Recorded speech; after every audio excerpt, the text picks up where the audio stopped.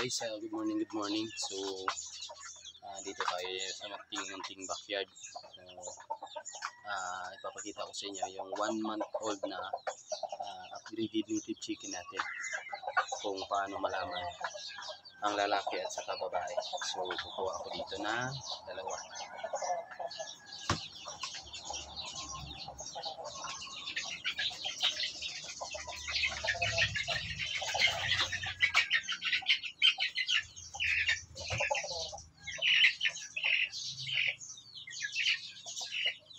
Yan guys, oh.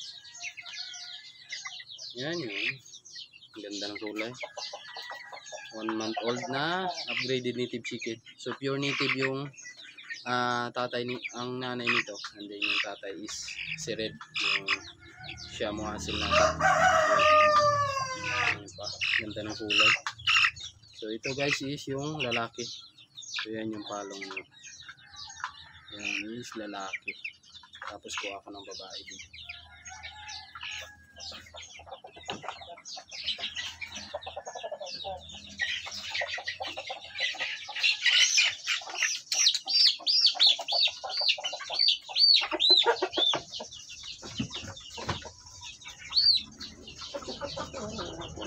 Nakikang malubat. So guys, ito yung babae. Ayan. Same sila ng kulay. Pero yung palong niya is yan. Ito yung lalaki. Yan. Okay, so. At saka yung paa. At saka yung katawan. Mas naunang lumaki yung mga lalaki.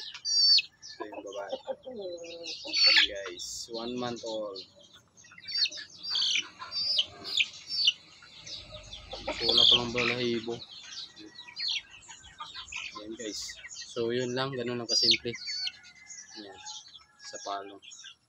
So may iba't ibang paraan naman ng pag-gender. Yung iba is pinapaganon.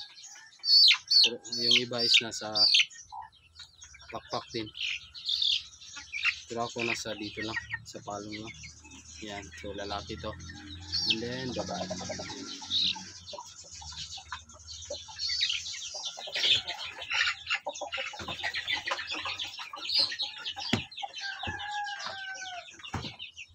So yun lang guys for today's video. Sinishare ko lang yung kung paano malaman yung lalaki at saka babae sa 1 month old na upgraded native chicken ko dito. Ayan. So ito si Red. Yan yung ating broadcock. Okay, so multing yung kanyang buntot.